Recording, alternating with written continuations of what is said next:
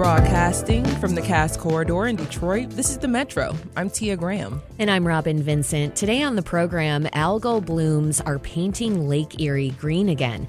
And WDET's Pat Batchelor has been tracking the threat for years. Also, as America steps back from its 2020 promises, Dr. Ibram X. Kendi comes to Detroit with a children's book about Malcolm X and a message about the fight for homes, history, and justice. And as we gear up for movement, we're thinking about the power of dance. One author says dance is a language, a memory, and a way to belong.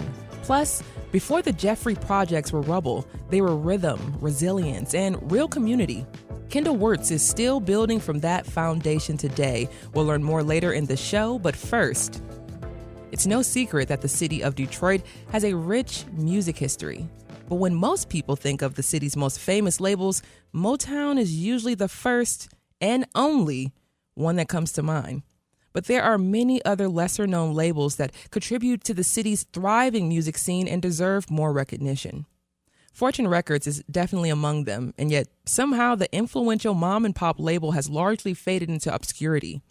Detroit author and music historian Michael Hurd aims to change that with his book, Mind Over Matter, which he co-wrote with his longtime friend Billy Miller. The book offers a comprehensive history of Fortune and the many myths and mysteries associated with the label. Hurd spoke with WDET's Jenny Sherman and Natalie Artbricht about the label for the latest episode of Curiosity, and he joins us right now on the Metro to share more. Michael, welcome to the Metro. Glad to be here. Thanks for having me. Of course. And, what inspired you and Billy, your good friend Billy, to write this book about Fortune Records? What was so fascinating? Well, the first time I ever, and I'm sure I can probably speak for Billy on this as well, heard a Fortune record. There's just something about the atmosphere of it, no matter what the genre of music, whether it was vocal group, rhythm and blues, or hillbilly, bluegrass, rockabilly, rock and roll. It was all, even the gypsy music and some of the ethnic, polka music and things that they recorded just had this incredible, otherworldly sound to it. Yeah. And obviously, especially Nolan Strong and the Diablos, who many of us heard first. I was lucky enough to hear a whole selection of this stuff on a homemade tape. And so it wasn't just like one genre. But it just immediately intrigued me. Yeah. And Michael, talk about the diversity within Fortune Records, because you just talked about the amount of music, the different genres they were able to bring to the table. And when we spoke a little earlier, you talked about just the importance of it being in Detroit and how Detroit is this cultural stamp. So can you talk about Fortune Records and its diversity of music it was able to put out?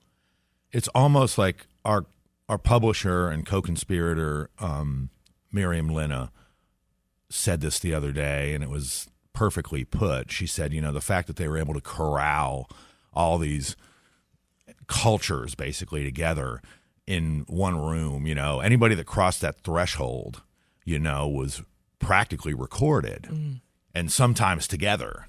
So you had like the Four Kings, Rose of Tangier with this amazing gypsy violin, probably played by Julia Bella, one of the gypsy guys on the label, and it's like you're listening to this sort of exotic sounding, it's rhythm and blues, but it's also all these other things, And Devora Brown, the label owner, who was sort of the main instigator, her and her husband Jack started the label in 1946. Wow.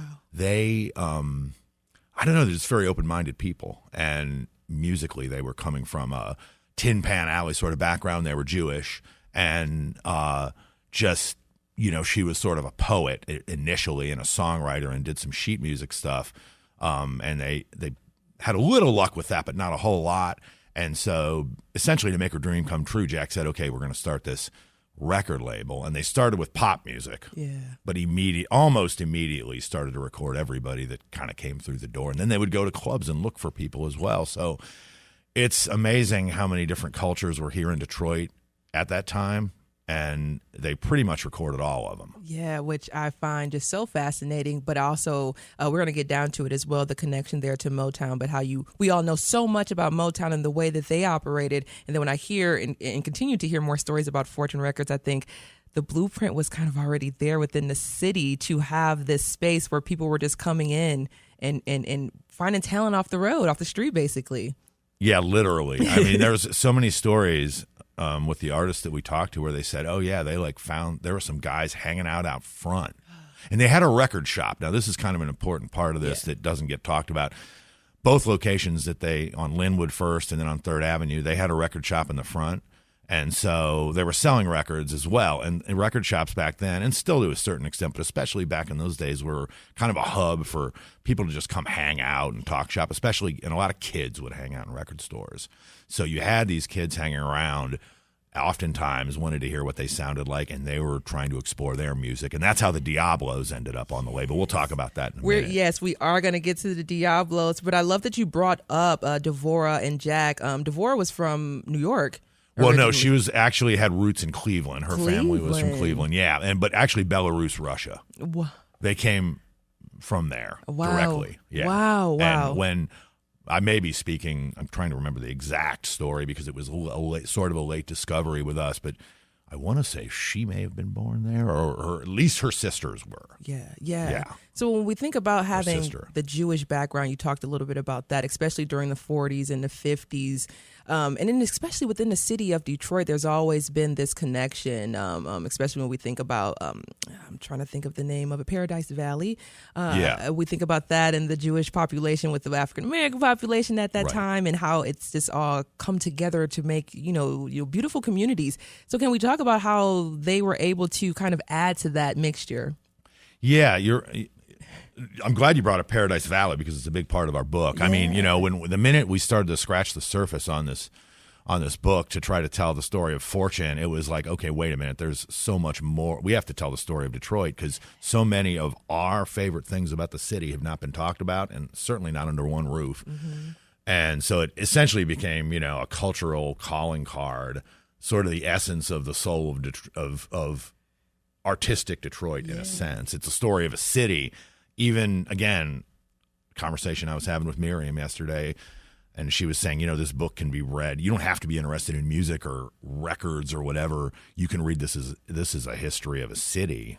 And a part of that history that had not been told is oftentimes it just gets sort of pigeonholed. I think we talk about Black culture, we talk about Jewish culture, but we don't talk about coexisting and the relationship that these cultures had with one another in the same neighborhoods, living, working, etc. And that was definitely the case here with Fortune. I mean, it really is. It's funny because most record labels of that time were run by fiercely independent, trailblazing people who either were, by all accounts, insane or just totally driven. I mean, it was not, it was like to do this, you really had to have a dream and you had to just you had to follow it, and not be, not be of the norm, you have to be cut from a different cloth, essentially, no matter who you were. But it seems like a lot of the labels, generally it would end up being, rhythm and blues, AKA, Black American, African American music, or hillbilly Appalachian, music from the country, the mountains, by white folks. So the white version of it, essentially. And they often, not that they wouldn't have recorded other things as well, but we realized in writing this book, it's like, wow, I can't think of one label that was that diverse. I mean, basically by accident almost. And it was the people that they were as much as the city, and the city that they were in as much as anything else. Yeah.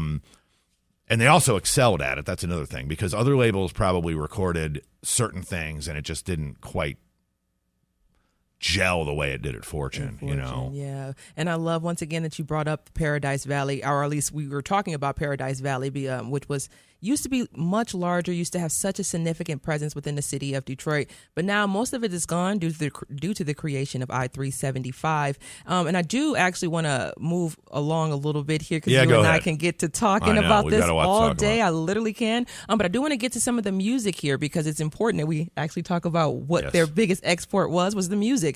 So Jane Sweet as Summer Rain by Russ Titus was the company's, I believe it was one of the first releases that the company had. Yeah, it was the first release. Here's the snippet.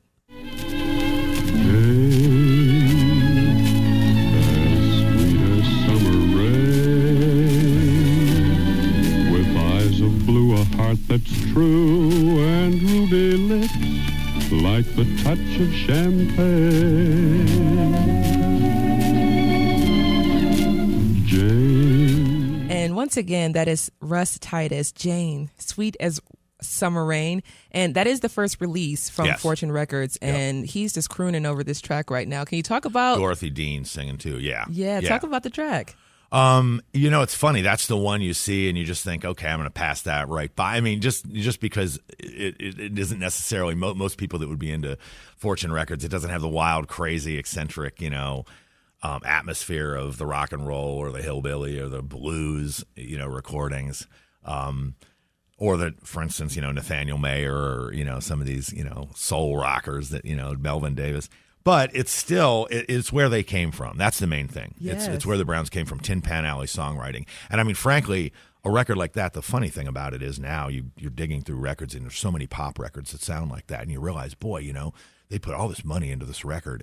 At the time, that is the most popular music. But as we always know, there's always something bubbling up from the concrete. And that's the stuff that actually is remembered. Yeah. And since rock and roll, or the roots of it, were taking hold at the same time as they put this out, it was thankfully they were open enough and just hip enough to just dig all these other sounds that were coming and saying, okay, we need to record this. Yeah. And the minute they started to record, first the hillbilly and then the rhythm and blues, it was kind of all over. And also jazz. Yeah. They did a lot of cool jazz stuff. Kenny Burrell, Donald Byrd's first appearance on record.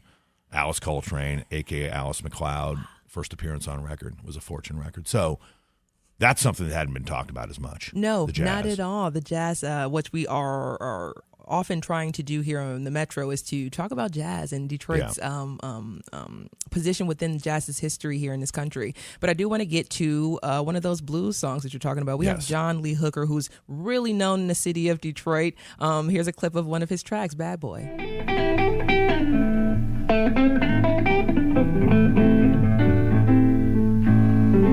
I used to be a bad boy, but I won't be bad no more. Now, John was a blues singer, a guitarist from Detroit. His father was a sharecropper. Can you talk a little bit about John Lee Hooker and his impact on Fortune Records? Well, it's interesting. They recorded Hooker. Now, this is another case of talk about a mystery and talk about a myth in a sense. They were essentially written out of the Browns. Recorded the first ones to record John Lee Hooker. It's not in the history books. It's in our history book, but not in the other ones because it wasn't released at the time. They recorded him in 1947. And they took him down to Toledo because they didn't have a studio. Jack drove him down to Sweeney Sound in Toledo and recorded 2 songs, which didn't get issued for 10 years. We don't know why. We were never able to figure out why they had this, because Hooker, the next year in 1948, recorded Boogie Children. It was a smash hit, nationwide, And so why they didn't corral that? Wait a minute, we've got some Hooker recordings. Because he was jumping labels. His reputation would be he'd just record for anybody that would pay him. So it wasn't like there was some big contract with a record company. I mean, maybe Bernie Bessman, who recorded Boogie Chillin', was friends with the Browns and they thought they didn't want to, have any issues with him or something. Who knows? But it took him 10 years to put those tracks out. And interestingly, Hooker was friends with them and came to their studio a lot and did a lot of things. And he did some stuff for Chess that I don't know if they traded the master tapes. I think they did. We found out that one of his songs on Chess was actually a Fortune recording. It's all this weird stuff. But he was amazing in the sense of Detroit. When we think of Detroit blues, we think of a very raw and immediate and crude kind of sound, like just from the street, And at the time, Paradise Valley, that was not the soundtrack of Paradise Valley. It would have been more polite and sort of cocktail jazz blues stuff like Johnny Moore and the Three Blazers. And So it's possible that they thought, well, this guy's just too raw, and his music is almost existentialist. Like, this could never make it, you know? Yeah. So that may be why they didn't issue it. But he really was obviously a totally standalone artist. There's nobody like him. And I think he suffered for it to a certain extent in the city. His popularity with, his fans and just people on the street, people just loved him. But it was the kind of thing that Bernie Bestman had this funny story saying, John Lee Hooker record was the kind of record people would come and buy and put under their coat, but they would buy the record. Exactly. Everybody wanted the record, but they would be like, oh, I don't know if, I want my neighbors to know I'm listening to this really low down stuff because it's so country and it sort of harks back to where we were from, and we're trying to have a new life up here. Yeah, a lot of people that came here, Great black migration. And white both, were like sort of eschewing a little bit their country ways or their roots, at the same time embracing them. It's an interesting dichotomy. We've been talking about that on this with the Metro team, actually. But if you are listening right now, you're listening to the Metro. We're talking about Mind Over Matter, a recently released book highlighting the rise and fall of Fortune Records. Our guest is Michael Hurt, and his co-author is what's your co-author? Billy Miller. Billy Miller. Thank you so much. I didn't have his full name in there right now, but Billy Miller is the co-author of the book as well. And we're expanding on our recent conversation on curiosity from a listener question. And I did want to actually get down to it if we could, because we're running out of time here. But I do want to talk to you about the introduction of Motown. Oh, yeah. And when we started to see them come up, and we're starting to see some of the ways that Berry Gordy is running his organization or his company, what were the comparisons and differences there? Well, Fortune was just totally, they just ran everything. There was basically almost no schedule, no plan, no anything. It was all basically spontaneity and anarchy, corralled into this, 18 by 40 foot, cinder block studio on 3rd Avenue. Motown had a similarly primitive setup as far as their recording, but everything else was different. Berry Gordy was extremely disciplined, and he had it all planned out and everything. But I would say the music, all the Motown Funk brothers, they always highlighted whenever we spoke to any of these folks. They always talked about, oh yeah, I was always playing down at Fortune. We were forbidden to do it, but we were playing on tons of sessions down there, and they did. And many of them, prior to Motown's existence, had been in groups or played on sessions at Fortune.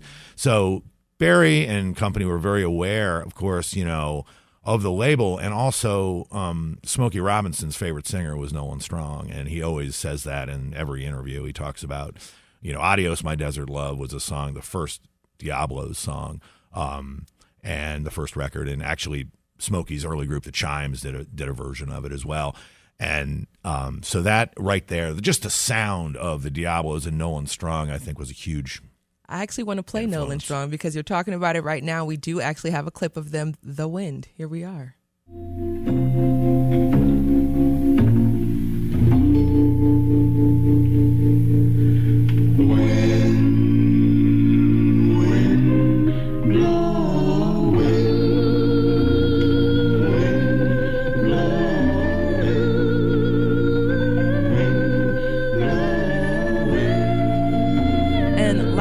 Michael, this was a song that was covered by quite a few folks, and they were loved in the city of Detroit by the artists and the musicians and the soloists and the vocalists here. Oh yeah.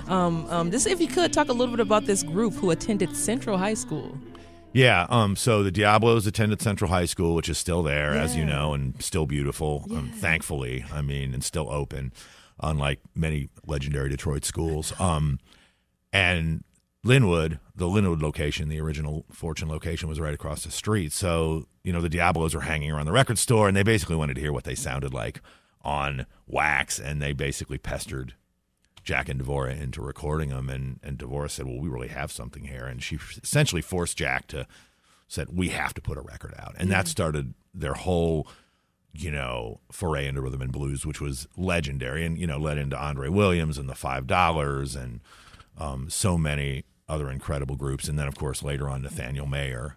And Nolan was always still there, kind of like Hooker, but a little bit different because Nolan never went anywhere else. Motown tried to get him, and he wouldn't leave. That's one of the legendary stories of Fortune, is that it was like a family, and he said, no, this is my family. I'm staying here.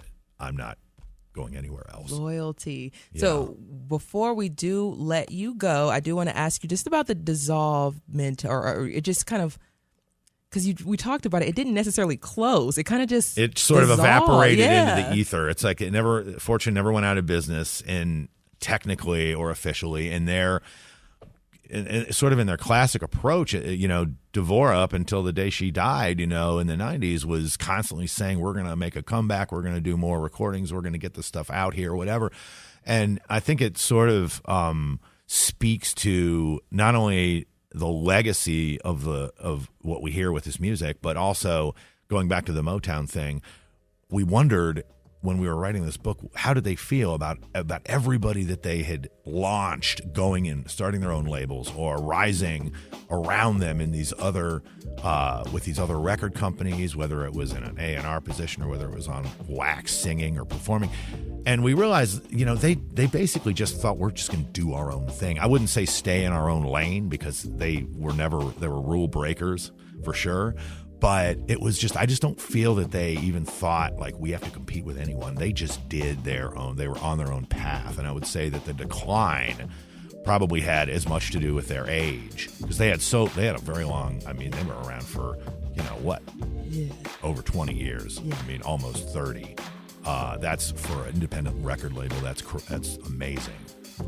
Michael Hurd is the co-author of Mind Over Matter, a new book about the rise and fall of Fortune Records in Detroit. He co-wrote the book with Billy Miller. Thank you so much, Michael, for joining us on the Metro today. Thank you for having me. Yes, and we would love to talk to you more about music history.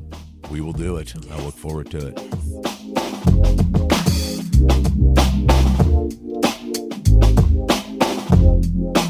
Coming up, harmful algal blooms have formed in western Lake Erie for several summers now.